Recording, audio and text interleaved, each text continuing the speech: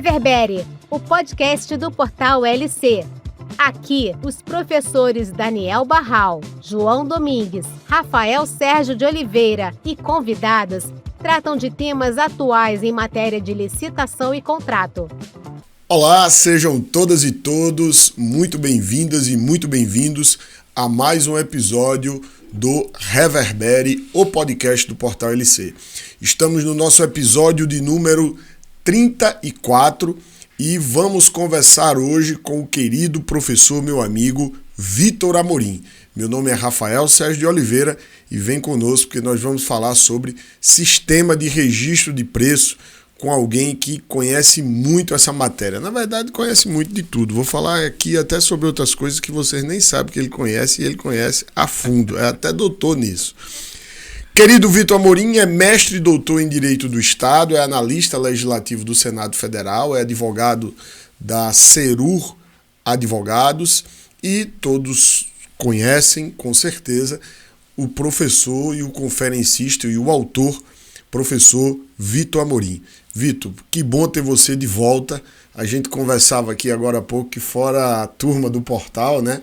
Eu, o Barral e o João, você é o primeiro a voltar ao Reverbere. Você veio inicialmente no nosso episódio, eu não lembro o número dele, mas foi aquele episódio que nós falamos sobre formalismo moderado. Obrigado por você ter vindo, meu irmão. Eu que agradeço mais uma vez aí pela oportunidade. E até por estar em Brasília também, né? Eu estava devendo essa visita. Estava até comentando com o Kiko aqui nos bastidores que naquela primeira oportunidade a gente ia gravar 2 episódios. Sim, sobre formalismo moderado e eu imagino que seria sobre registro de preço ou um outro tema. Não lembro bem. E acabou que a gente ainda bateu o recorde de duração do episódio. Aquele ali foi outro recorde seu. Foi, 1 hora e 20 minutos, algo nesse sentido. Mas é uma temática que com certeza admite e até exige, né, uma parte 2, parte 3 e tal. Mas foi bem bacana, foi uma experiência muito boa mesmo. Eu acho que a gente queria conversar sobre o agente de contratação. Isso. E aquela questão dele ter que supervisionar a fase de planejamento, que é um tema que eu e você, acho que a gente tem uma opinião convergente, porque né, tanto eu como você achamos que não, que ele só tem que cuidar da fase externa, e eu particularmente, e pelo que eu entendo você também, acho que a gente nem da leitura do artigo 8º nós temos ali necessariamente uma disposição que diz que ele tem que cuidar da fase interna, né? Com certeza, com certeza. Acho que é muita celeuma, né, que o próprio panorama do texto do artigo 8º da nova lei não comporta, né? Mas enfim, isso aí também daria, tem um contexto até literal ali, né, Vitão? Claro. Que coloca ele na fase externa, né? Claro. Não sei se seria isso que a gente possa dizer. Além do que, como nós já conversamos, o contexto histórico, a necessidade de segregação de função, enfim. Se deixar, a gente entra nesse e vai para 3 horas de episódio. Viu? Assim, talvez até aproveitando a deixa, mas eu acho que é algo que também Fica à vontade, orienta bastante, né? Qualquer temática que a gente for trabalhar aqui da nova lei, inclusive sobre o sistema de registro de preço, eu acho que essa discussão envolvendo o agente de contratação, ela nos dá uma base relevante para entender que o que, na verdade, vincula o intérprete da norma, no sentido de justamente compreender as possibilidades do texto, é justamente o texto. Sim. Então, assim, nós ficamos muito tempo discutindo, mas é a intenção do legislador, sim, ao falar sobre dar impulso ao procedimento licitatório, sim, etc. e tal, era essa. Veja, isso aí, essa ideia de intenção do legislador, sim, isso não pode amarrar a compreensão dos sentidos, né? Porque você faz do texto para aí sim gerar a norma. Sim. Então, até porque a gente não tem uma intenção do legislador. Né? Então, isso para tudo, inclusive para sistema de registro de preço. Qual que é a intenção do legislador, por exemplo, em relação ao parágrafo 3º do artigo 86? Verdade. É admitir ou não admitir a possibilidade de adesão de ata de registro de preço gerenciada por ente municipal? Quem é esse legislador? Quem é esse legislador? Um processo legislativo que durou aí 8 anos, que passou por várias etapas. Nós tivemos aí de 5 a 6 substitutivos, tivemos alterações consideráveis no texto ali na Câmara dos Deputados, no plenário, no segundo semestre de 2019. Muitas dessas alterações, como foi uma emenda substitutiva global, elas não vieram ali acompanhadas de uma justificativa. Né? Então, a própria mudança do nome, né, de agente de licitação para agente de contratação. Ou seja, se você for analisar o histórico do processo legislativo, isso eu digo até com certo conhecimento, porque eu acompanhei e estudo bastante isso, mas não no sentido de buscar encontrar uma intenção do legislador, mas não tem uma justificativa formal no processo legislativo do que poderia constituir uma espécie de intenção do legislador dizer, olha, eu quero mudar o nome para agente de contratação para eventualmente dar a ele uma atuação mais ampla, uma atuação mais sistêmica. Não tem isso. Né? Então, eu acho que... Se teve, deveria ter melhorado o artigo 8º. Com certeza. E ter dito isso. Com certeza. Só mudar o nome por si só não adianta nada. Né? O problema. Então, mas eu acho que isso é muito relevante porque a gente fica sempre nessa busca teleológica. A intenção do legislador aqui foi isso. E aí você tenta captar isso numa entrevista. Porque algum parlamentar se manifestou ou porque algum assessor de parlamentar disse que a intenção era essa. Olha, com todo respeito, veja, a norma, né, que se extrai da 14133, ela é fruto de uma interpretação. Correto. Então, na verdade, quem vai constituir, quem vai densificar, quem vai dar corpo a 14133 são os intérpretes, são os aplicadores, né? E não uma espécie de arqueologia de intenções. Né? E não que, eventualmente, alguém que tenha tido uma participação no processo legislativo não possa expressar, olha, ali nos debates, como você, por exemplo, que teve numa etapa do Senado, desde o início lá do projeto, depois, quando o projeto volta para o Senado, você teve uma participação. Então, você dizer, olha, na verdade, o que se debateu foi em cima disso, a intenção era isso. Ok, mas isso não vincula necessariamente a compreensão daquele texto. O texto ele é compreendido por diversos elementos, inclusive pode-se chegar depois de feita a lei e dizer, olha, mas essa intenção aí conflita com uma compreensão de um princípio, como é o caso, segregação de funções, conflita com o texto que ficou lá no artigo 169, conflita com o texto que ficou lá no artigo 172, sei lá, estou citando aqui número de artigo, e você tem uma necessidade de fazer uma compreensão harmônica do texto como um todo. Então, como você está dizendo, não tem o que dizer, né? Você trouxe para a gente, e como você disse, realmente, isso é referência de muitos nessa questão de processo legislativo, e compreende bem, porque vive, sabe como é a coisa ali. E essa coisa de intenção do legislador, eu já aprendi que não falo mais isso, não. Nem nós mesmos, né, temos esse controle em relação àquilo que nós escrevemos. Né? O professor Rafael é um grande autor, muito citado. Obrigado. E, querendo ou não, quando a gente tem acesso a algum tipo de análise, algum tipo de, até mesmo parecer e tal, em que nós somos citados, muitas vezes nós somos surpreendidos com o contexto da citação. E eu, particularmente, não sei você, mas eu já me vi em situações que eu falo, olha, não com todo respeito, essa não era a minha intenção. Mas veja, depois que você publicou o texto, você publicou um artigo, um livro, um capítulo, seja o que for, você não tem mais o domínio em relação à compreensão que as pessoas vão ter do texto que você escreveu. Correto. Né? Então, na verdade, o panorama de possibilidades ele é dado pelo próprio texto. Correto. Então, a gente também não pode tentar subverter de um determinado texto da norma, tentar subverter os sentidos possíveis que são construídos a partir de contextos, de tradição. Correto. Vamos até assim colocar. Então, veja. De outras questões técnicas que estão envolvidas com a matéria. Claro. Exatamente. Você não pode, eu quero ler isso. Porque se você embarca nessa história de intenção do legislador, então acho que isso vale para qualquer assunto. Verdade. Você eleva a aplicação da lei para um grau de subjetivismo tão grande que você perde qualquer tipo de controle em relação a isso. Perfeito. E você aqui chegou já, né, numa introdução, os pressupostos hermenêuticos para o podcast, gente, para o episódio 34. Essa discussão, você vê que bacana aqui, Vitão. Vitão, mas antes de entrar na discussão sobre registro de preço, eu queria chamar todo mundo aqui até para seguir o professor Vitor Amorim.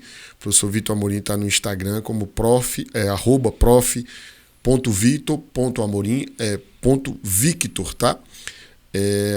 @prof.victor.amorim.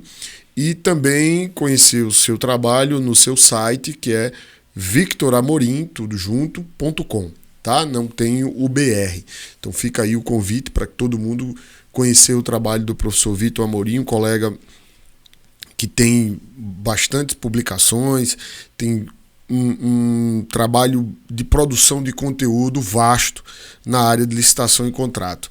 Mas, Vitão, você tá mais. Eu estou sentindo que você está mais magro e estou sentindo que você está até mais leve. Eu acho que foi porque você tirou um peso das suas costas que eu ainda não consegui fazer, que é o de concluir o seu doutorado, e agora você é doutor em Direito do Estado e Constituição, né?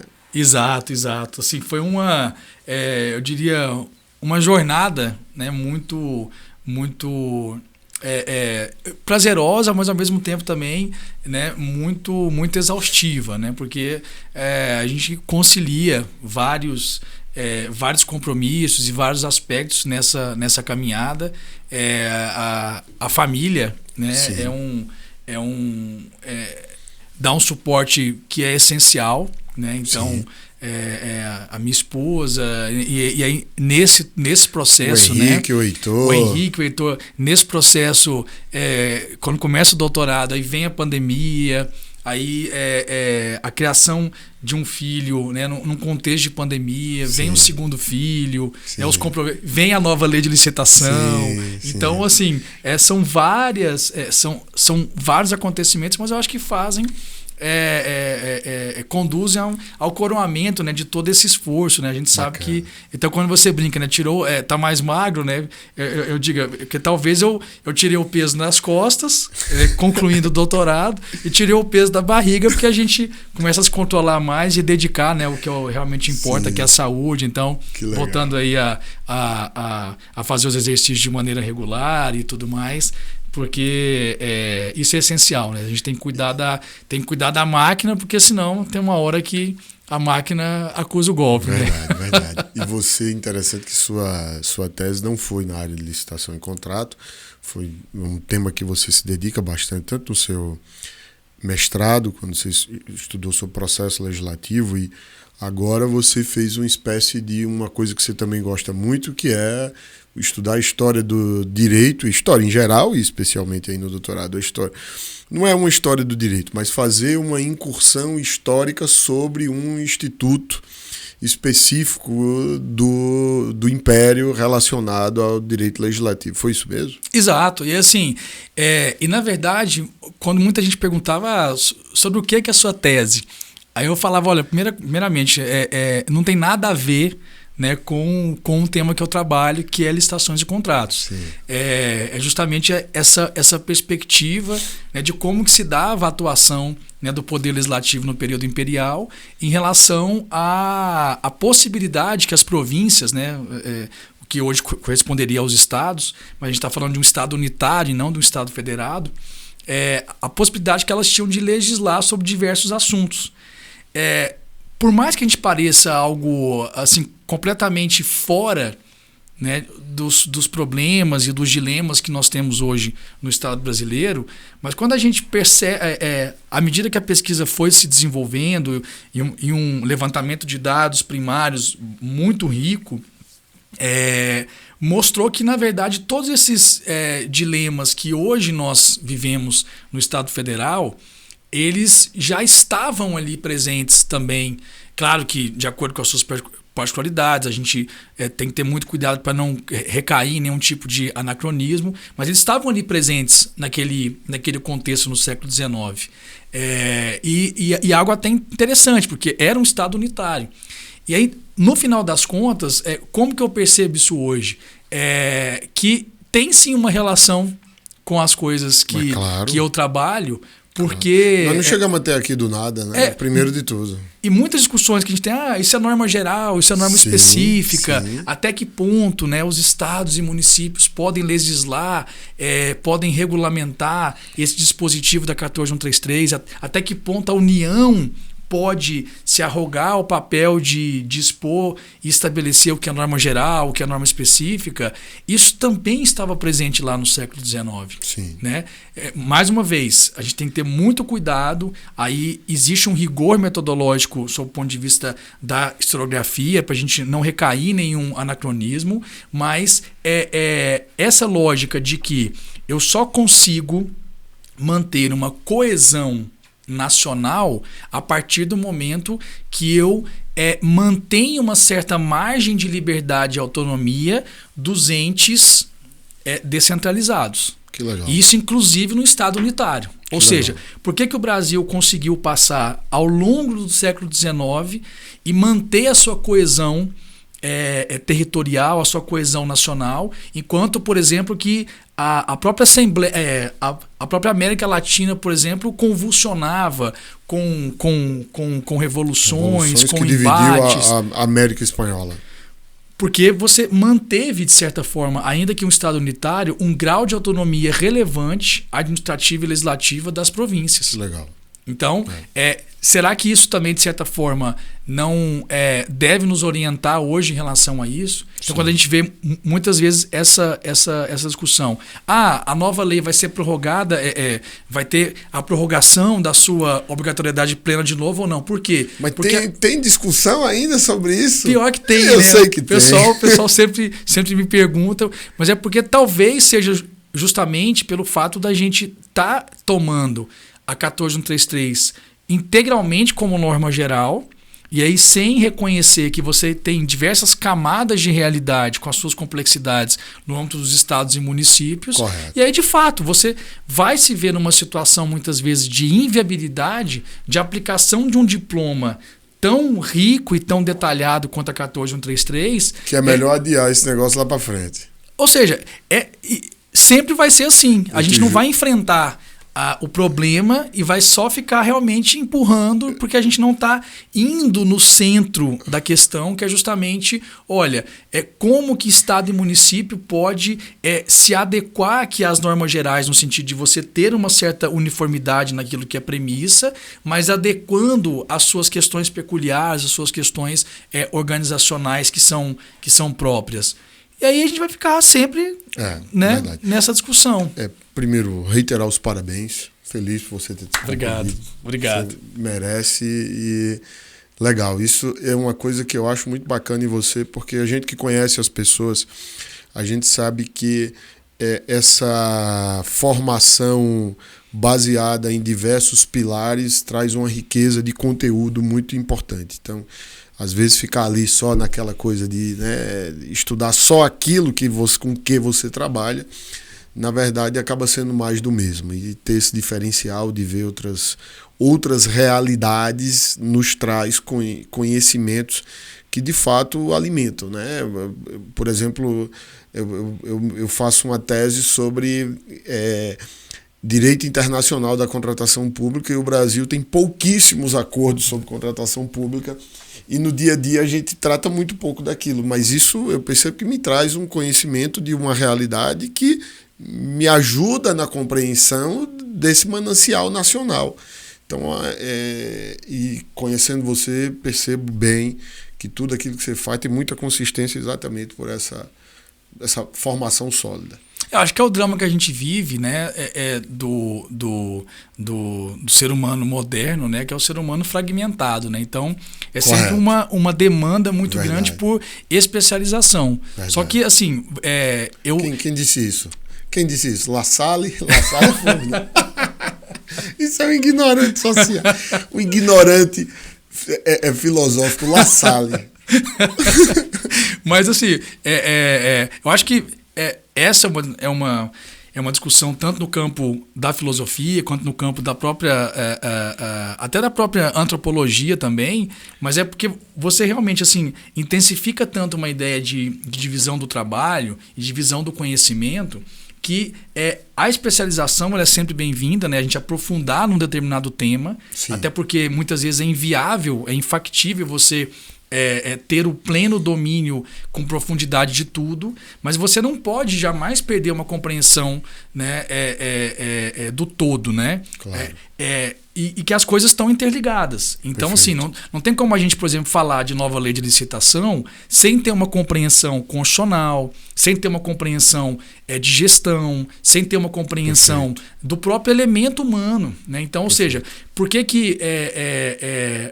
uma visão estritamente jurídica e legalista da nova lei de licitação, ela inviabiliza a sua própria aplicação. Porque os desafios maiores não estão nos detalhes dos procedimentos, do que realmente mudou. Até porque, na minha opinião, não mudou muita coisa em termos de procedimento. É o desafio de você implementar governança, gestão de riscos, observar ali como que você vai, de fato, promover uma gestão por competências, segregar a função realmente. É muito mais a implementação de práticas que não passam necessariamente por uma questão meramente procedimental. Sim. E que demandam conhecimentos, como você falou, de governança, de comportamento econômico, né? Tudo aquilo que a gente sempre tem visto, e você tem falado muito bem, assim como o professor Marcos Nóbrega, que mais nos trouxe uma questão de uma compreensão desse comportamento estimulado por questões econômicas. Isso é uma coisa que, se a gente não abrir essa cabeça e sair só do texto da lei, realmente não vai conseguir implementar. E assim, eu acho que um dos desafios importantes que a gente tem com a nova lei, mas que eu vejo, na verdade, como uma oportunidade, é a gente justamente superar esse monopólio de uma interpretação meramente jurídica. Correto. Um exemplo disso, e a gente até já tentando trazer aqui mais concretude para o nosso tema, é o próprio cabimento do sistema de registro de preço. Perfeito. Vamos começar por aí. Assim, veja, se a gente ficar discutindo só no panorama jurídico, correto, a gente vai continuar percebendo alguns problemas e dramas que a gente tem hoje com a utilização do sistema de registro de preço, que se essa perspectiva não for superada, a gente tende a, inclusive, intensificar com a nova lei de licitação, que é esse uso muitas vezes desregrado, que é esse uso descontextualizado do sistema de registro de preço. A gente não consegue ver o sistema de registro de preço dentro de uma lógica econômica. A gente não consegue pensar o sistema de registro de preço nos impactos que isso tem em relação à precificação para o mercado. Então será que utilizando o sistema de registro de preço para tudo, porque é mais conveniente, porque a gente não precisa ter disponibilidade orçamentária, porque é muito mais fácil. Eu tenho dificuldade de estimar a minha necessidade, a minha demanda, aí eu coloco registro de preço porque eu posso consumir tudo, posso não consumir nada. E aí, mas isso tem um reflexo. Né? A gente tem uma premissa básica dentro da economia, que é a ideia, olha, não existe almoço grátis. Correto. Então, será que a gente, tornando o sistema de registro de preço como um grande, vamos dizer assim, fetiche da administração pública, a gente não está subvertendo completamente a ideia de contratações mais vantajosas, a busca por uma eficiência nas contratações? Então, por isso que a gente tem que, eu acho que, ter uma visão realmente mais holística das contratações. Então, o jurídico é importante, né? Mas ele não pode ser o conhecimento predominante ou o conhecimento que tem um monopólio da última palavra sobre a aplicação da nova lei. A gente precisa trazer os aportes da economia, os aportes de gestão, de logística pública, né? Porque isso faz com que a gente tenha realmente uma ideia mais aprofundada do que representa, no caso, o sistema de registro de preço. Verdade. E quais são as suas possibilidades? Eu acho interessante, porque esse debate ele é fundamental, sobretudo no nível federal, e tende a se replicar essa regulamentação federal no âmbito de alguns estados e alguns municípios, Porque o decreto federal, gente, o decreto federal 11.462 de 2023, ele traz que o registro de preço poderá ser usado quando conveniente. E aí, ao que parece, então, nós não quando temos... Quando a administração julgar necessário. Julgar necessário. A expressão é muito ruim. Pertinente. Julgar pertinente. Julgar pertinente. Aí ele coloca vírgula em especial. Então, pelo decreto federal, e aqui o debate é sobretudo por essa redação do decreto federal e pelo impacto que ele pode trazer no âmbito dos estados e municípios, esses casos dos incisos do artigo 3º do decreto 11.462 são exemplificativos. Não são só esses casos. E o que o professor Vitor traz é isso que a gente deve fazer? Então eu posso, de fato, eu vou julgar pertinente fazer registro de preço nessa situação, porque eu não tenho disponibilidade orçamentária, e no registro de preço a disponibilidade orçamentária só se dá no momento da contratação e não no momento que antecede a própria publicação do edital da licitação, a convocação do mercado. Então, eu sempre me apego aqui ao próprio conceito de registro de preço contido na lei. Porque esses conceitos, eles, como nós dissemos, eles não devem ser interpretados só na sua literalidade. Mas a literalidade conta. Ela não é a única camada de compreensão, mas ela conta. E ela lá tem dizendo que é para contratações futuras. Usa-se até o termo no plural, não é, Vitor? Então, esse plural ele não é por acaso. Acho que ele casa, e aí voltando a toda aquela fala que a gente teve no início, ele casa com outros pressupostos. O registro de preço vai ter lugar naquelas situações em que eu tenho a necessidade de usar esse instrumento auxiliar, né? Que é um instrumento auxiliar. Como instrumento auxiliar, eu vou usá-lo quando é necessário fazer aquela contratação. E qual é a utilidade que esse instrumento auxiliar me dá? É um único procedimento adjudicatório, seja licitação ou contratação direta, e depois eu, com esse único procedimento adjudicatório, aquela licitação ou aquela contratação direta, eu fazer diversas contratações. Por isso que tem o contratações futuras. Eu temo por isso, eu temo que a gente volte. Eu não sei se você já teve essa experiência, me diga aí, porque eu já peguei caso de fazer um registro de preço que era para depois assinar um contrato, um único contrato de serviço continuado por 5 anos. Você já viu esse caso? Já. E eu olhei aquilo e falei, não pode, gente, não pode. Volta para trás e refaz esse processo. Porque senão isso aqui não é um registro de preço, isso é uma licitação no modo clássico.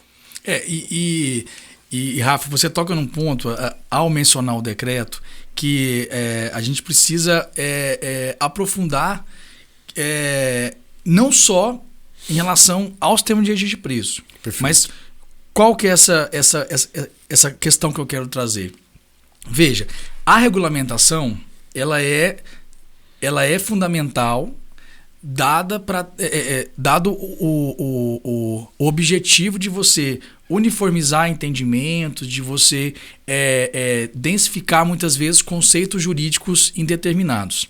Então veja, o cabimento do sistema de registro de preço. A nova lei de licitação, de fato, ela não estabelece ali textualmente, né, quando de fato seria cabível ou preferível o sistema de registro de preço. A Lei 8.666, quando ela falava das compras, lá no artigo 15, ela falava, olha, as compras sempre que possível deverão ser processadas por meio do sistema de registro de preço. O que dava um comando de previdencialidade, o que é muito interessante, porque fazia com que em cada processo você teria que fazer uma justificativa, uma análise da pertinência do cabimento ou não do sistema de registro de preço.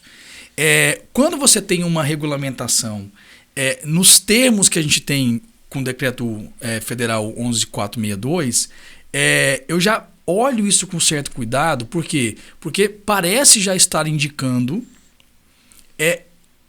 talvez ali a necessidade de você, ou então o cabimento por hipótese do registro de preço naquelas situações. E aí até desonerando a administração do dever de justificar efetivamente, de acordo com os pressupostos daquela necessidade administrativa ou das características daquela demanda, a necessidade de você justificar o cabimento do sistema de registro de preço. A utilidade do registro de preço para aquela situação Exatamente. específica. E o que pode gerar uma banalização. Esse exemplo que você trouxe, fazer um sistema de registro de preço para gerar um único contrato de prestação do serviço continuado, se eu for no decreto hoje, eu tenho ali uma hipótese ali específica de incidência que admitiria esse tipo de SRP para esse objeto. Por quê? Porque eu tenho ali unidades de medida ali mensuráveis, objetivamente. Aí, isso por si só autorizaria eu fazer o registro de preço?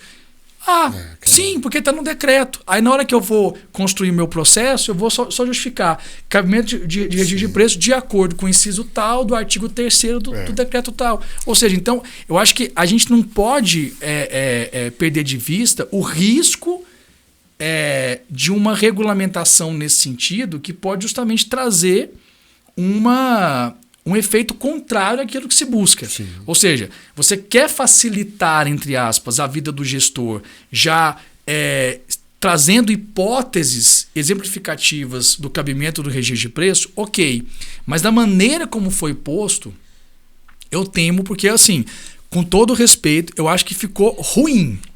Eu acho que o artigo 3º, né, do decreto federal ficou ruim. Sim. O decreto 7892 está até melhor. Sim, porque ele trazia que era naquelas hipóteses, e aquelas hipóteses, de certo modo, pelo menos em minha avaliação, espelhava as situações que não pudesse ter outras, mas que num contexto geral parece-me que são as mais pertinentes para o uso do registro de preço, que é aquela que são contratações frequentes. E aí, veja, são contratações frequentes. Eu faço o registro de preço e eu vou comprar água mineral. E aí eu não quero fazer um fornecimento continuado, como não podia.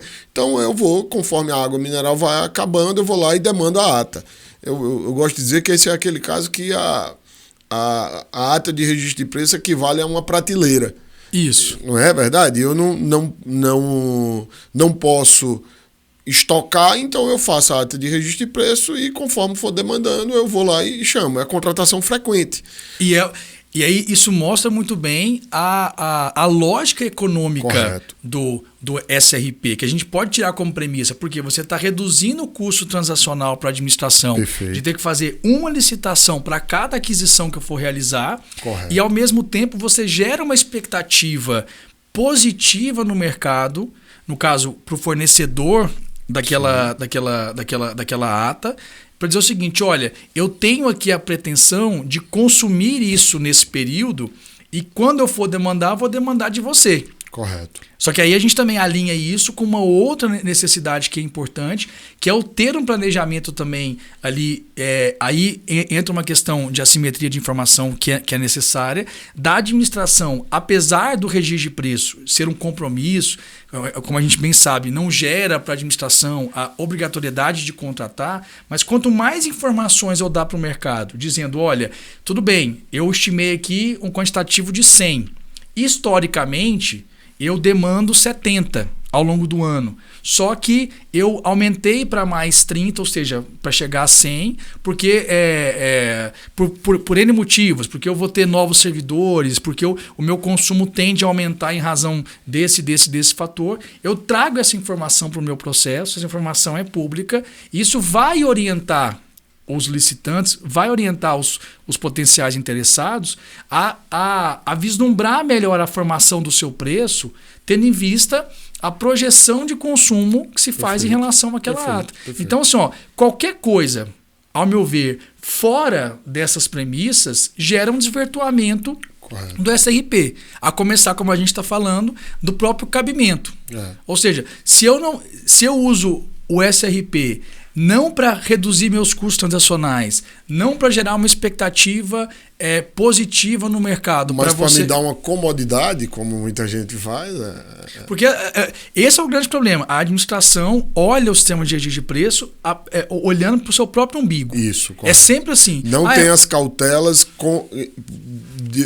necessárias para que aquilo não impacte negativamente no mercado. Exato. Ou seja, se você faz um sistema de agir de preço olhando para o seu próprio umbigo, porque eu não preciso ter disponibilidade orçamentária, porque eu não preciso ter tanto rigor assim na hora de mensurar os meus quantitativos. Eu não sou obrigado a contratar nada. Posso contratar tudo, posso contratar nada. Enfim, se você faz isso, veja, no final das contas, a gente está fazendo uma seleção adversa. Correto. Ou seja, que tipo de licitante, que tipo de beneficiário da ata eu estou alcançando? Aquele que não se prepara devidamente, aquele que conta justamente com essas disfunções burocráticas da administração, aquele que muitas vezes já estima que a ata eventualmente vai ter problemas na sua execução, e aí ele quer a ata para outras finalidades. Perfeito. Mas ele não vai atender a administração dentro daquela lógica que a administração efetivamente demanda. Tem outro caso que eu também acho que é muito pertinente, que é o caso da contratação parcelada. Que aí não é que é frequente, mas é que eu gosto de dar o exemplo de uma universidade que vai construir um novo bloco de sala de aula. E aí ela tem ali 10 salas, ela precisa comprar todo o material mobiliário para aquela sala, então ela vai fazer um registro de preço, porque ela sabe que em junho vão ficar 3 salas prontas, depois vão ficar mais o restante das 4. Eu vou fazer uma contratação parcelada. Vou fazer uma ata, compro o material equivalente para 3 salas, depois quando ficar as outras prontas, conforme vai ficando pronto, eu vou contratando. Aí a quarta situação é aquela situação que é imprevista. Que tipo, eu tenho um exemplo muito legal, Vitor, que é o caso do ICMBio. Ele, para a manutenção das florestas, ele contrata aqueles helicópteros que derramam água ali para poder apagar os incêndios. Focos, né? Eu não sei o nome daquilo. Desculpa aí, gente, eu não sei o nome daquilo. Mas vocês devem estar, lembra? O helicóptero com aquele negócio cheio de água embaixo, aí ele vai lá em cima e... Pronto. Perdão. E aquilo é o tipo de coisa que você não sabe se você vai contratar, você não sabe se você vai usar. E se for, quanto... É aquela possibilidade de que você não tem condições de...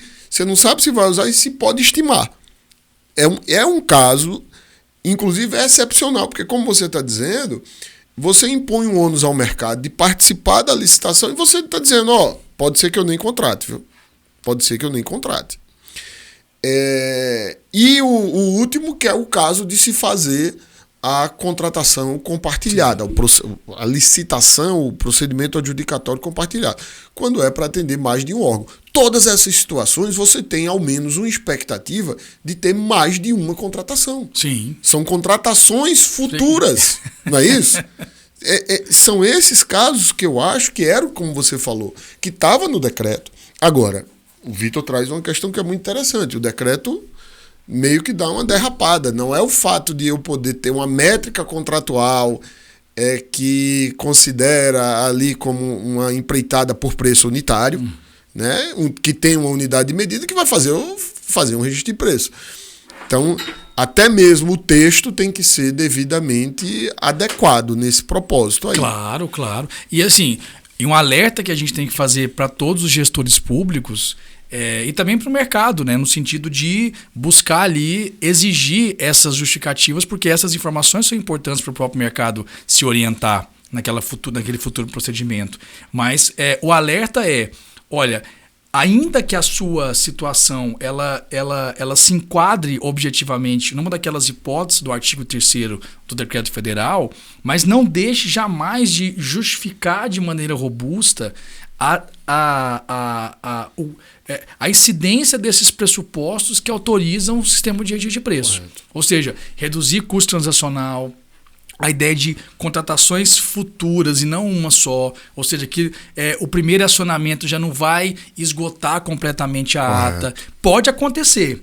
Mas assim, se eu já sei isso, ou se eu já tenho elementos para ter essa compreensão clara, veja, eu utilizar o sistema de registro de preço já sabendo que eu vou consumir a ata num único acionamento, isso, na minha visão, é um ato antieconômico. Sim. Até por, assim, colocando nesses termos, né?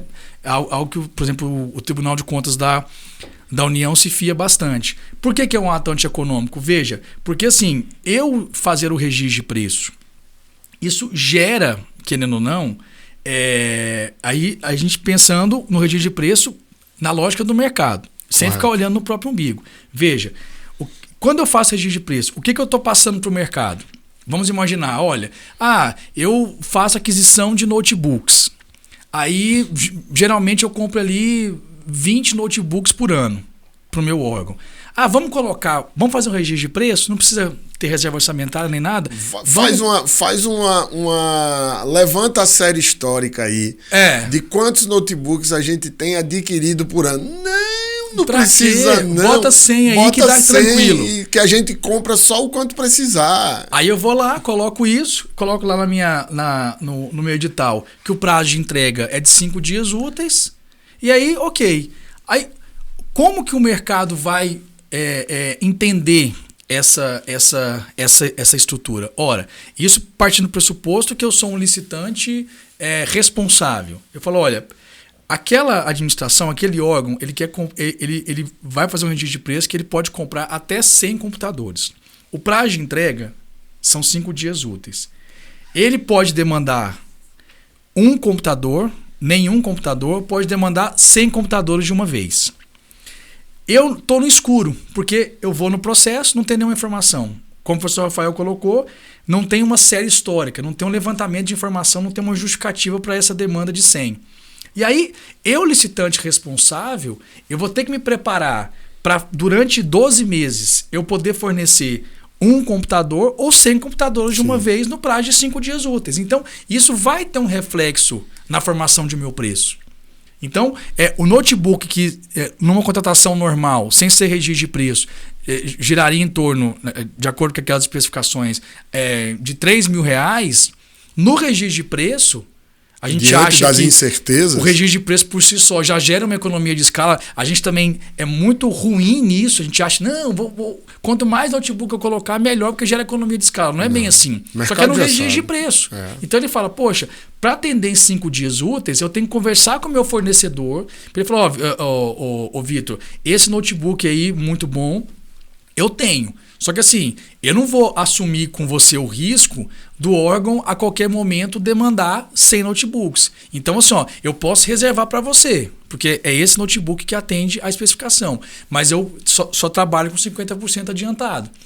Se eu sou um licitante responsável, eu muitas vezes vou ter que ter esse custo para garantir que numa eventualidade de uma demanda total da minha ata ou de parte considerável, eu vou ter a disponibilidade desse produto para entregar nos 5 dias úteis. Perfeito. Então isso vai ter um reflexo. Então aquele notebook, por exemplo, que se eu tivesse certeza do fornecimento, eu venderia por R$3.000, nesse caso pode ser que eu venda por R$3.300, por R$3.500, porque eu tenho uma série de custos envolvidos ali para garantir o atendimento pela sistemática do registro de preço. E assim, também tem uma coisa que você mexe com a expectativa do mercado, que usar o registro de preço, porque a gente coloca qualquer quantitativo e quem sabe a gente contrata alguma coisa ou contrata tudo, isso vai gerando uma descrença, uma falta de crédito com o mercado. O mercado olha, tá botando 100, não, mas não é 100 não, nem considere, isso aí pode no máximo no final vai ser 5, vai ser 10,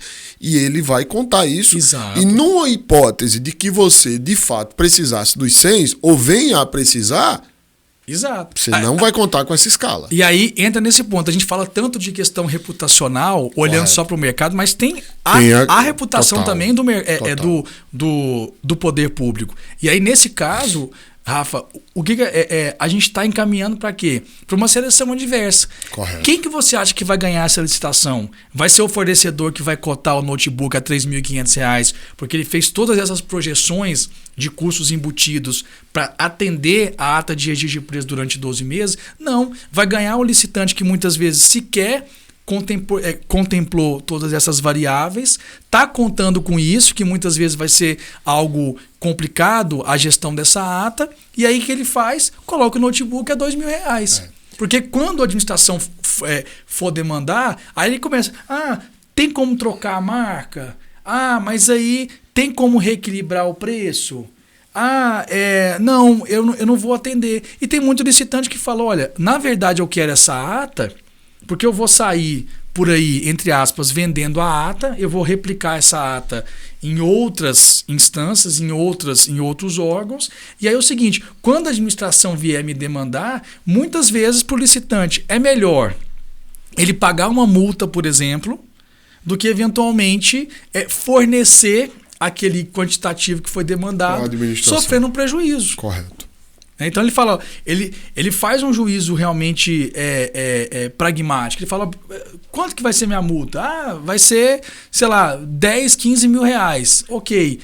Se eu fosse fornecer pelo preço defasado, o prejuízo que eu teria seria de 50, 60 mil reais. Então é melhor eu pagar a multa. Verdade. E a administração, no final das contas, vai ter o quê? Uma falsa ilusão de que ela está fazendo um grande negócio, porque ela se sente muito esperta, está fazendo ata de registro de preço, não precisa ter disponibilidade, não sou obrigado a contratar nada, posso pedir tudo, posso pedir um pouco, enfim, e no final das contas ela não vai ter a sua necessidade no fim atendida. das contas, o que a gente poderia dizer é que é preciso compreender a utilidade do registro de preço como instrumento auxiliar que é, uma vez que eu preciso fazer mais de uma contratação, eu posso fazer um único procedimento adjudicatório que dali vai decorrer dele uma ata de registro de preço que pode ser utilizada mais de uma vez. Se por alguma razão eu não tenho essa necessidade de usar mais de uma vez,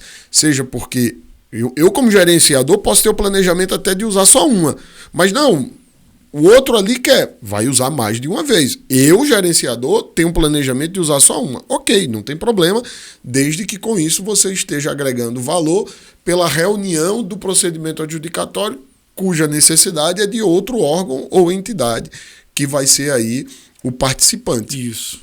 E sem problema. Se tiver essa aderência, toca ficha no SRP, mas como o Vitor colocou, muito cuidado com o quantitativo que você vai estimar. Muito cuidado. Vamos passar para o próximo ponto? Claro. Eu só queria antes, gente, pedir a você duas coisas. Se você está gostando desse episódio, não deixa de deixar sua curtida aqui. Ajuda o algoritmo a fazer com que o conhecimento reverbere. Essa é a nossa ideia. Depois, compartilha para o teu colega de trabalho lá, para que ele possa ouvir aqui o professor Vitor Amorim e fazer também, mais uma vez, com que o conhecimento se espelhe e se espalhe. E, por favor, se for postar, marca a gente lá no seu Instagram, que é portal_lec. Eu, Rafael Sérgio de Oliveira. Sem deixar de registrar para você que é necessário se capacitar. E, por isso, o Portal LC conta com diversos programas de capacitação. Traga sua equipe para se capacitar conosco. Nossa programação para 2024 já está no site. Temos diversos cursos, formação de pregoeiro, agente de contratação, revisão, reajuste, repactuação, fase preparatória, pesquisa de preço, enfim. Conto com nossa equipe para que a gente possa aí fazer com que o conhecimento se espalhe, reverbere e fazer com que a gestão pública possa atuar com qualidade e segurança. Obrigado e deixa a tua curtida aí.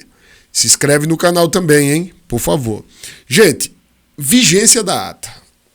Isso parece até, Vitor, que não tem nenhum problema, mas a redação ficou um pouco assim. Porque a ata diz, o prazo de vigência, a lei diz, artigo 84, o prazo de vigência da ata de registro de preço será de 1 ano. Será de 1 ano, professor Vitor Amorim. Poderia uma ata ter vigência de 6 meses?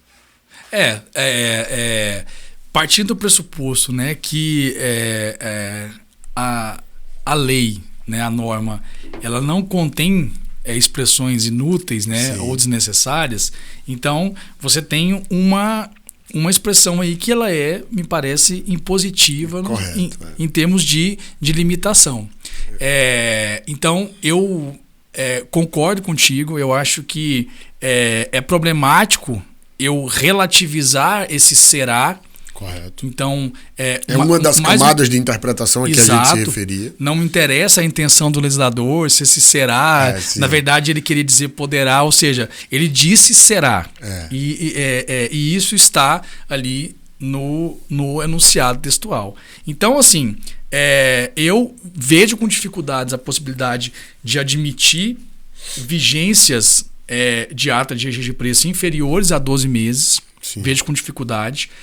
E também fazendo uma interpretação sistêmica da norma, eu acho que para adequar um planejamento realmente embasado para o cabimento do registro de preço, eu tenho que ter uma temporalidade projetada de pelo menos 12 meses. Sim. Ou seja, que é o que a norma estabeleceu. Sim. Porque, veja, se eu admito uma vigência de ata inferior a 12 meses, eu estou falando o quê? Eu estou falando de uma ata que, por exemplo, pode ser de 1 mês. Sim. Não, mas aí não seria razoável. Tá, mas o que seria? A partir do momento que você relativiza esses 12 meses, ora, aí fica na cabeça do intérprete. Pode ser 9, pode ser 6, pode ser 3, pode ser 1 mês. E aí, qual que é a lógica das contratações futuras, como você coloca muito bem? Perfeito. Então, acho que perde também nesse sentido. Então, eu ficaria não apenas...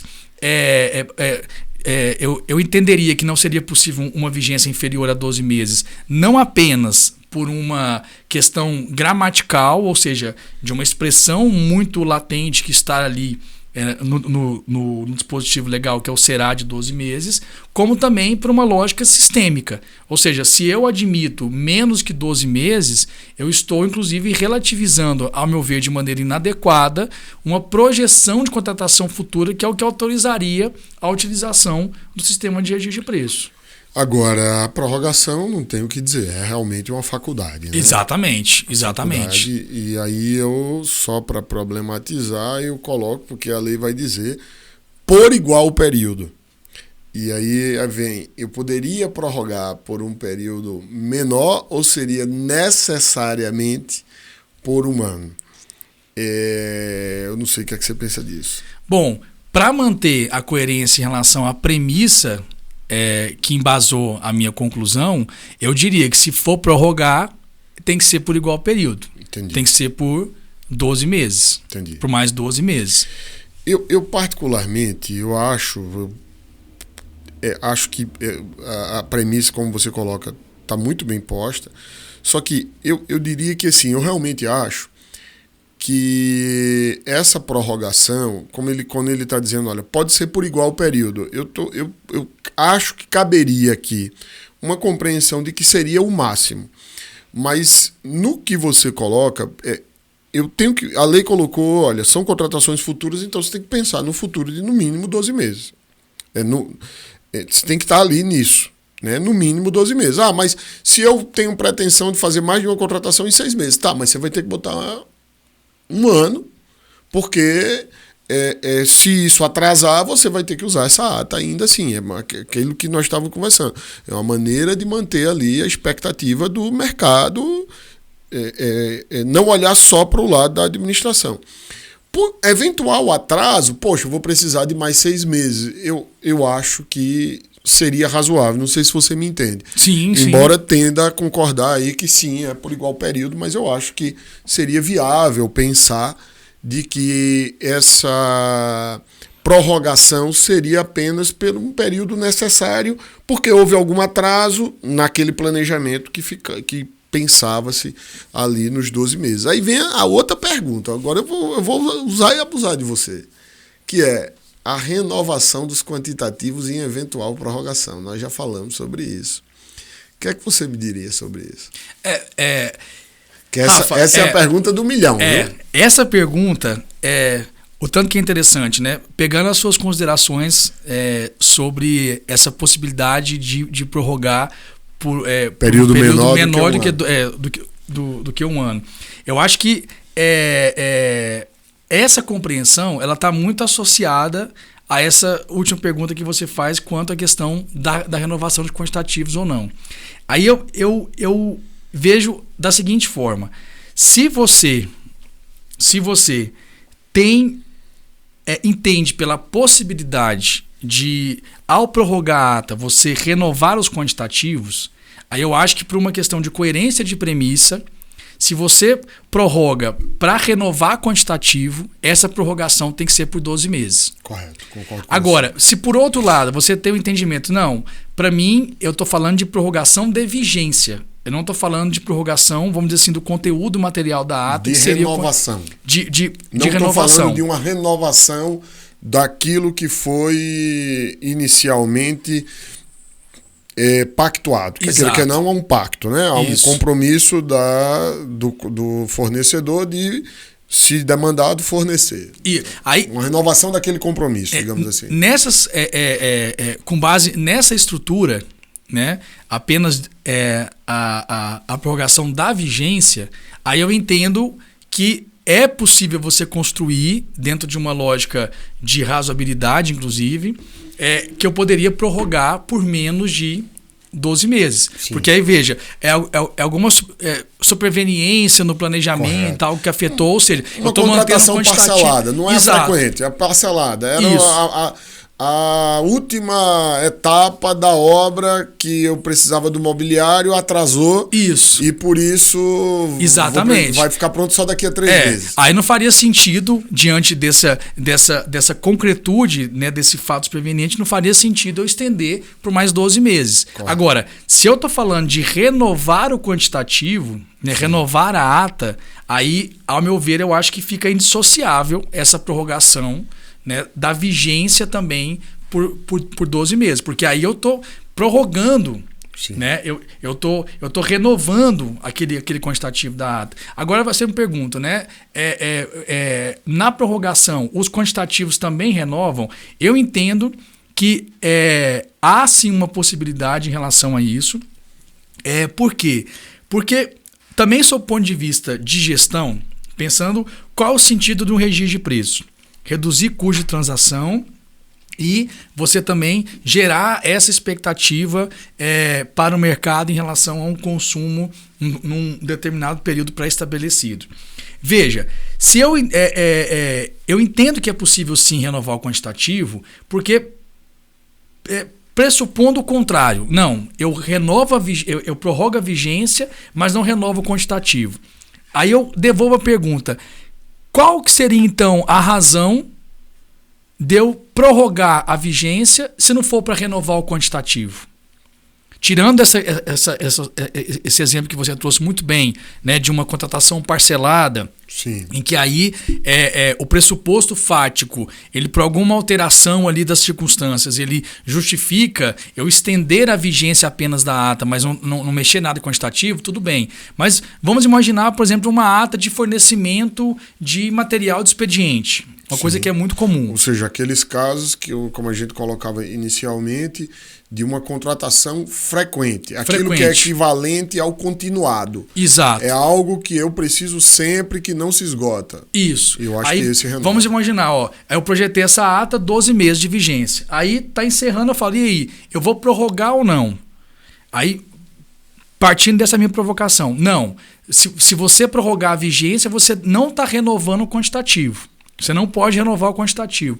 Então, que sentido econômico e de gestão teria eu prorrogar essa ata? Para mim, olha, se eu não vou poder usar aquele mesmo quantitativo no período de 12 meses, nos próximos 12 meses, então é melhor eu gastar a minha energia administrativa fazendo um novo registro de preço para gerar uma ata cheia. Correto. Porque do que me serve uma ata que eu ainda vou ter mais 12 meses que tem um saldo, por exemplo, de 30% em relação ao meu quantitativo original? Então, nesse aspecto de contratações frequentes, demandas que são ou aquela que é incerta, como a gente falou do caso do ICMBio, que eu dei. Então, assim, aí para mim faz o sentido, tem todo o sentido eu renovar o quantitativo. Agora, mim já... pensando que eu fiz a ata, porque pode acontecer, eu fiz uma ata para compartilhar, né? Eu fui gerenciador, ou tem um participante ali, e eu fiz para compartilhar. Eu ia contratar meu serviço de vigilância, o outro órgão também ia. E o dele atrasou por qualquer razão lá e ele ainda não contratou. Passou os 12 meses, ele ainda não contratou. Eu posso prorrogar, entretanto, não renovaria o quantitativo. Por isso que... Por quê? Porque é só para ele poder se valer daquela ata que ele pretende contratar daqui a 3 meses ou qualquer coisa do tipo e fazer aquela contratação. Isso. Então, eu acho só que não é automático. Eu acho que não tem que ter essa aderência ao planejamento. Exato. Esse ponto é muito importante. Aquela ideia da própria LINDB, do artigo 20, do princípio da realidade. A aderência ao que foi planejado, ao que foi concebido, a realidade do órgão, a sua necessidade. Mas eu acho que, por exemplo, como a gente falou, o frequente renova, você colocou muito bem. E é por isso que é fundamental a gente ter essa base de entendimento muito claro do cabimento do registro de preço. Correto. Distinguir o que é uma contratação parcelada de uma contratação frequente. Perfeito. Porque isso vai constituir um embasamento para você, lá no futuro, ter uma justificativa adequada, se você vai renovar ou não os quantitativos, se é prorrogação só de vigência ou não. Então, se você aponta isso muito bem, se você acha que é automático, prorrogou a ata, renova o quantitativo, aquele risco de banalização que a gente está falando aqui no episódio desde o início, ele tende a se potencializar com esse entendimento. Sim. Ou seja, toda vez que eu renovar, aí veja, mais uma vez, tudo bem que quando você vai prorrogar a ata, tem que ter também a concordância do beneficiário da ata. Mas aquela questão, poxa, olha, eu vou ter uma ata de 12 meses para um quantitativo que foi mal dimensionado, e agora eu tenho a possibilidade de ter essa ata estendida até 24 meses e ainda vou renovar esse quantitativo na passagem de 12 para 24. Correto.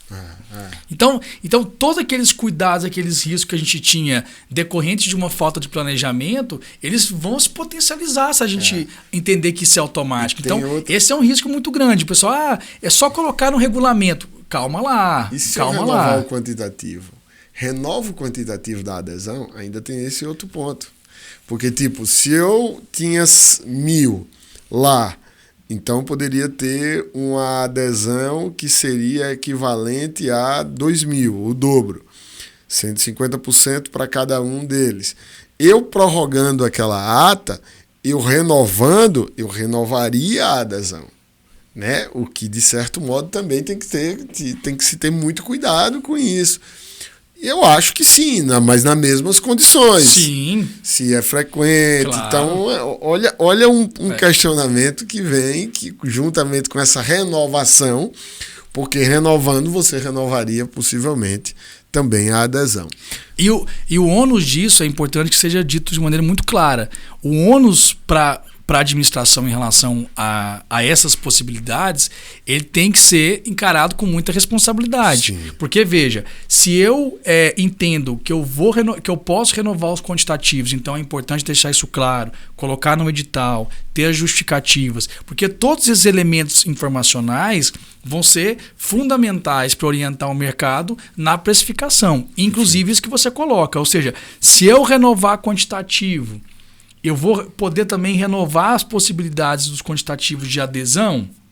Por quê? Porque o mercado também seguia com base nisso. Perfeito. Porque ele fala, poxa, uma coisa é eu ter uma ata que vai poder ser aderida, e claro que isso eu tenho que informar, ao longo de 12 meses. Outra coisa é essa ata poder ser renovada, poder ser prorrogada, renovar o quantitativo e renovar a possibilidade de adesão. Correto. Por mais 24 meses. Correto. Ou seja, eu preciso ter isso muito claro para guiar como vai ser a condução dessa ata.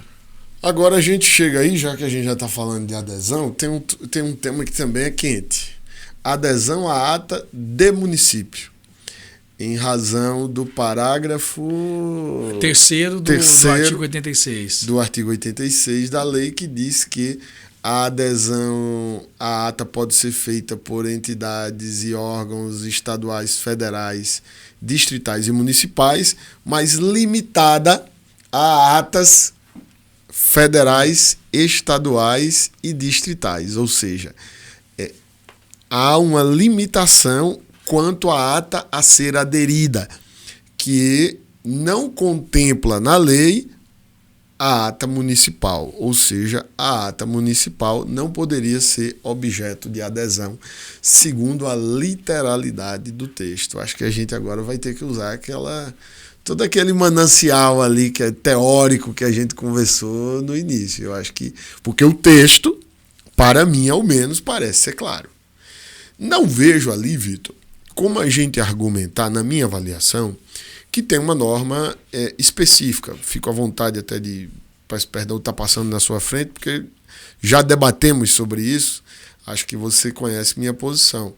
Porque a norma específica, a lei, não tem como a gente dizer que aquilo é a norma específica. A norma específica está lá no parágrafo 8º, quando diz que a União só pode aderir à ata da União, não pode aderir à ata de Estado, nem de município e nem de Distrito Federal. Eu acho que aquela é uma norma específica, é uma norma para a União. Sim. Não é? Agora ela quis colocar a norma para todo mundo. O município de Campos do Goytacazes não pode aderir à ata do município do Rio de Janeiro. Eu fico me perguntando se a União podia fazer isso. Bom, eu vejo, Rafa, da seguinte forma, né? Você tem ali uma redação no parágrafo 3º que ela é muito ruim, né? É uma redação muito ruim. Né? Você tem, eu acho que até uma questão de legística. Sim. Né? Porque, querendo ou não, você, ao fazer menção a essa possibilidade de adesão, que na verdade ela é trazida ali como uma possibilidade ampla no parágrafo 2º, inclusive estabelecendo os condicionamentos para permitir a adesão. E aí o 3º, eu entendo que até poderia ter ali o artigo 86 sem esse parágrafo 3º, que não ia fazer diferença nenhuma. Né? Agora, se realmente o legislador, né, aí eu estou falando uma questão de legística, né, se ele realmente tinha ali a pretensão de vedar a possibilidade de adesão de ata municipal, então ele teria que, por uma questão de legística, colocar isso de maneira taxativa. Ou seja, é permitida a adesão de ata, observadas as condições do parágrafo 2º, vedada a possibilidade de adesão de atas gerenciadas por órgãos municipais. Era algo que resolveria a questão, num ponto de vista normativo, né? No caso ali, no ato normativo primário. Talvez se você quer dizer, é um texto mais claro. Mais claro. Mas aí a gente vai agora para um segundo nível, que eu acho que é o nível necessário, que é o seguinte: olha, a Lei 14.133, ela não é uma norma hermeticamente fechada. Muito pelo contrário, ela é uma lei ordinária que se integra ao ordenamento jurídico nacional, que por sua vez tem como a base maior a Constituição. Então, toda disposição legal tem que ser lida através e a partir da Constituição. Então, veja, se no parágrafo 2º do artigo 86 você permite a adesão da ata. Passamos para outra camada que não só a literalidade do texto. Ou seja, você já está entrando agora aí no sistema jurídico brasileiro. Sim. A necessidade da compreensão desse dispositivo está atrelado a todo o arcabouço jurídico constitucional brasileiro. Claro, porque a gente está falando o quê? Se a gente está falando de adesão e a gente está falando de estruturas federativas, a gente está falando de federação e, consequentemente, a gente está falando de Constituição. Correto. Não tem como não se guiar. Então, qual que é a premissa básica? No Estado federativo, não existe hierarquia entre os entes federativos. Então, por isso que várias passagens da nova lei são problemáticas, quando fala, por exemplo, órgão de nível igual ou superior, de nível federativo igual ou superior. Anderson Pedra se treme nessa mas isso hora. é realmente um absurdo, assim, é até complicado, assim, no final das contas, também sobre um aspecto de legística e adequação constitucional de todo o processo legislativo, a gente ter um texto publicado com passagens, como, por exemplo, do parágrafo 1º do artigo 54, que fala isso, do artigo 42. O parágrafo 1º do 54, ele fala, gente, que quando for consórcio, tem que publicar o edital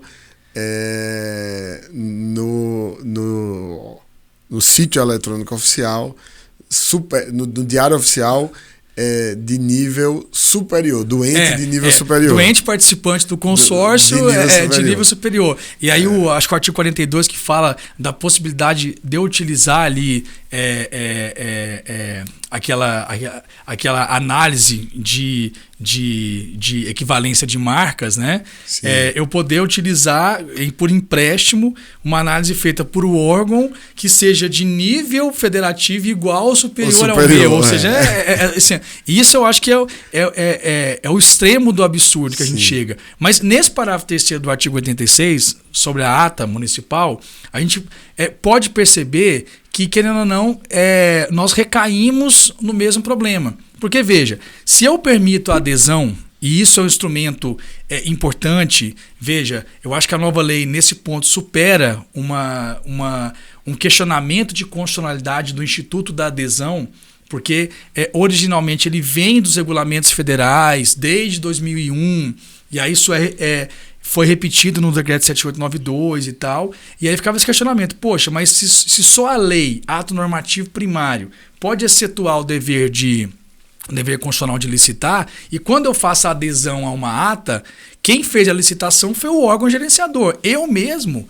que estou sendo carona, que estou fazendo a adesão, eu mesmo estou fazendo uma contratação direta.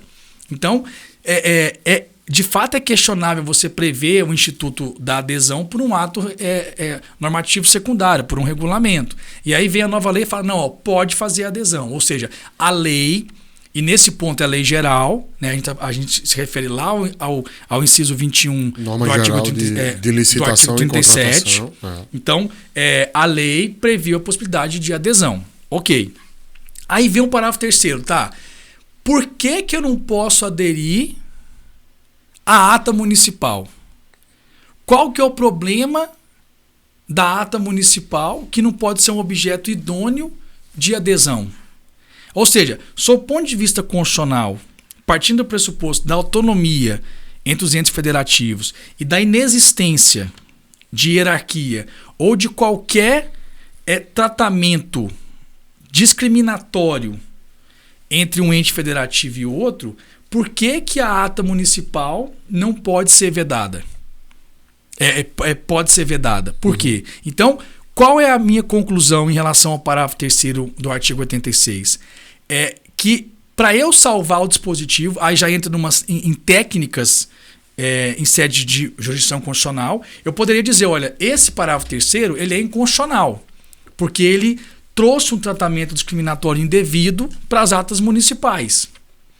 Mas a boa técnica em matéria de jurisdição constitucional me leva a sempre buscar manter o dispositivo, ou seja, é como se a compreensão da inconstitucionalidade que geraria a nulidade do dispositivo legal, ela fosse a última consequência preferível. Então eu vou buscar manter o dispositivo, mas dando a ele uma interpretação conforme a Constituição.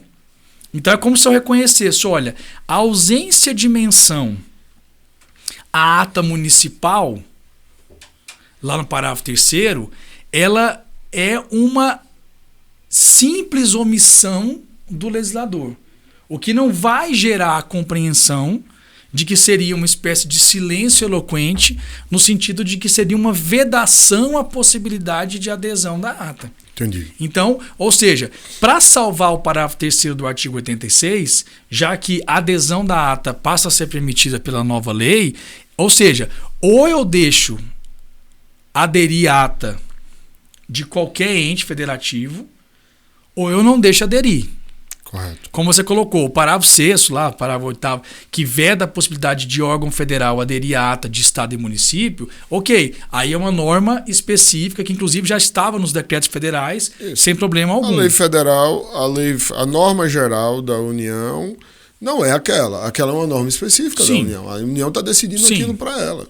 Mas aí, assim, e tem outra questão. A Constituição, ela fala de norma, ao falar de norma geral, de contratação direta, ela está dizendo, olha, bota isso para todo mundo. Nós passamos por isso no pregão. A medida provisória que trouxe o pregão só trazia para a União. Aí, a gente fala isso no nosso livro. Exatamente. Ou o Estado e o município olha e fala assim, quer dizer que eu não posso legislar sobre essa matéria. Você, quem pode, você cria um instituto só para você. Exato. Então você me deixa de mão amarrada. Exato. É uma coisa que a simetria constitucional prevista, implícita no sistema federativo, foi quebrada.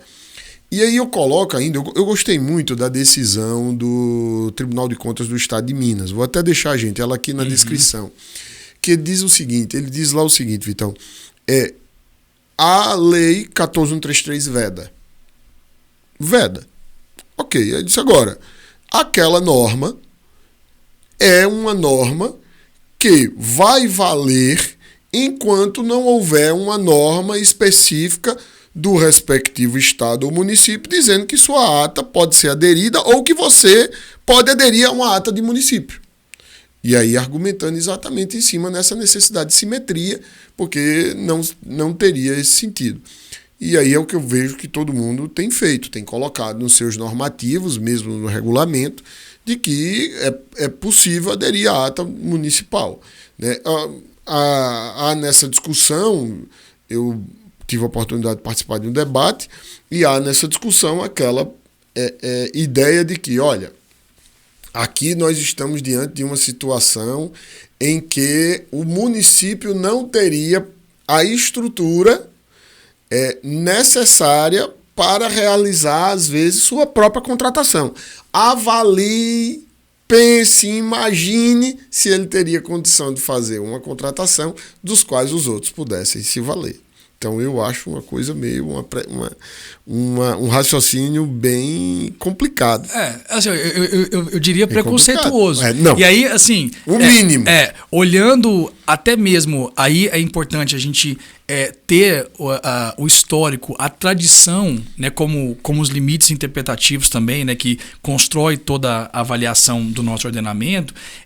A gente não precisa ir muito longe. Veja, essa regra que veio nos decretos federais impedindo a adesão verticalizada, ela se deu, e verdade seja dita, por determinações do Tribunal de Contas da União, no sentido de impor essa vedação para os órgãos federais de aderir a atas estaduais e municipais. Por quê?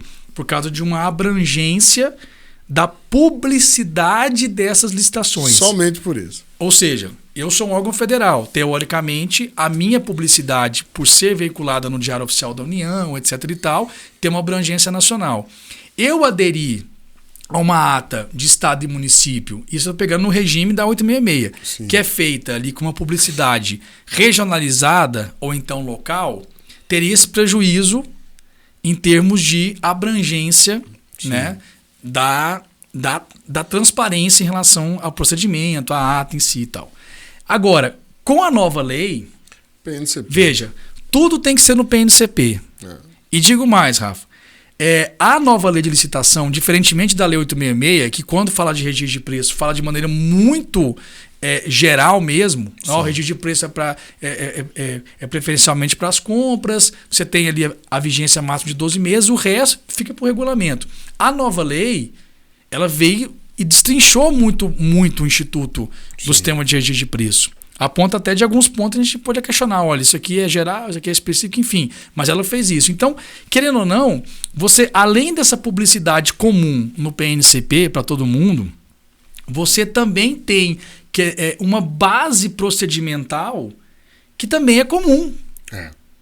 Então, assim, um registro de preço de um município não vai diferir muito de um registro de preço feito por um órgão estadual ou por um órgão federal. Então, aí eu volto a perguntar, o porquê então, qual a justificativa de eu vedar a adesão de uma ata municipal? Isso eu estou numa discussão teleológica, né? Tentando tentar extrair as razões pelas quais a vontade do legislador foi vedar a adesão à ata municipal. Como você colocou, não tem. Ou seja, se fia exclusivamente numa base preconceituosa. Sim. De achar que as coisas que são feitas nos municípios são feitas. Claro, a gente tem problema, mas isso a gente também tem problema em todas as instâncias. E a gente percebe um preconceito não só com o município, mas no geral até mesmo com a própria adesão. Eu particularmente, realmente achava complicada a previsão da adesão em regulamento. Mas em tempos, Vitor, de centralização de processo de contratação, em compartilhamento de processo de contratação, eu tenho que compreender o dispositivo constitucional que diz, olha, tem que licitar, tem que ter um procedimento competitivo baseado em regras pré-fixadas. Eu acho que hoje, quando você tem a lei admitindo a adesão e limitando a adesão, aquela contratação que decorre de uma adesão foi licitada. Sim. Aquele preço se deu diante de uma disputa e com quantitativos definidos. Então, se é 1.000, leia 3.000, porque pode ter o dobro de adesão. Sim. Então, toda essa possibilidade ela está posta. Inclusive com a necessidade de ter previsão editalícia. Exato. Então, é um compartilhamento não planejado, digamos assim, inicialmente ali na fase preparatória por quem licita, mas a posteriori e que se dá nos termos do que foi licitado. Uma coisa não, é completamente diferente do que foi licitado. Então, eu sou bem... aderente à tese da adesão. Eu acho ela Sim, claro. plenamente constitucional. Acho que é preciso dizer isso, né? A lei, ela não faz gestão por si só. Sim.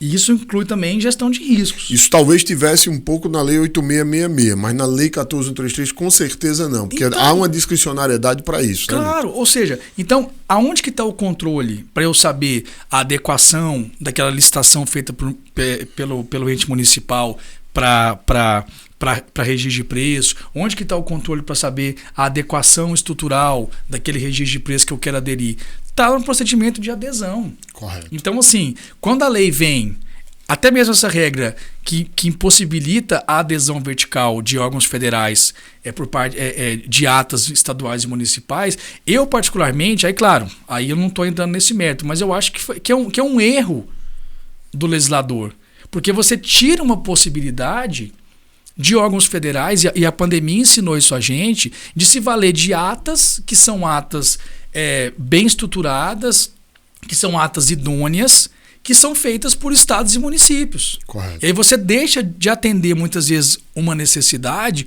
porque a lei se antecipou e viu que é sempre um risco. Sim.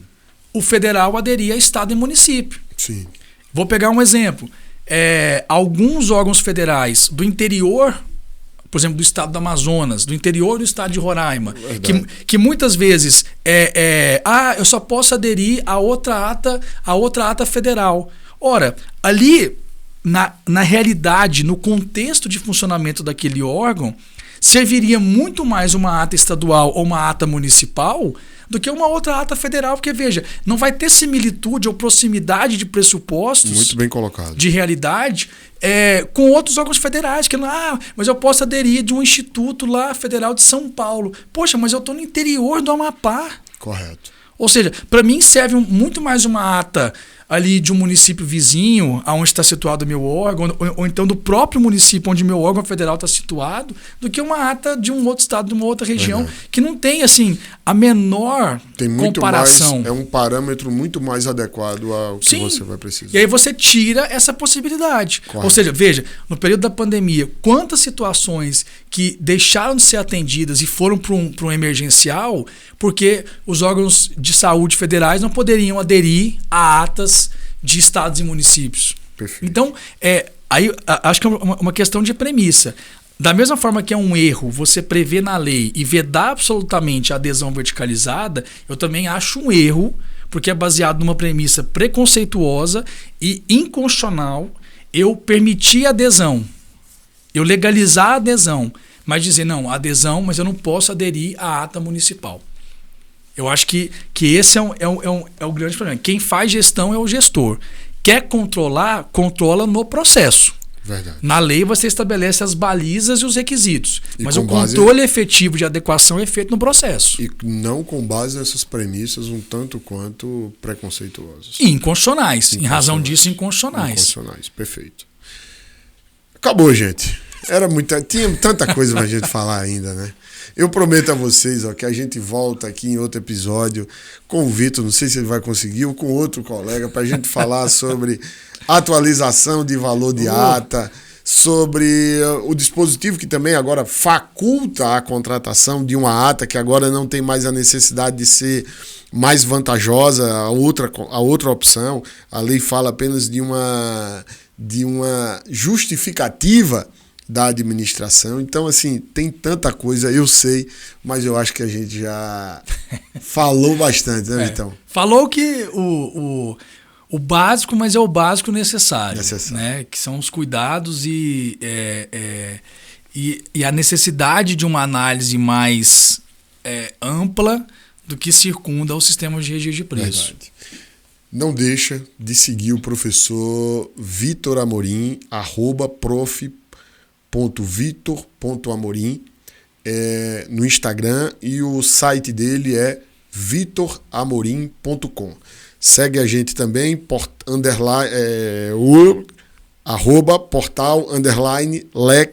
e eu, Rafael Sérgio de Oliveira. Se gostou do episódio, deixa sua curtida e compartilha. Isso é fundamental para que o conhecimento sobre contratação pública reverbere. Essa é a nossa proposta. Vitão, queria te agradecer.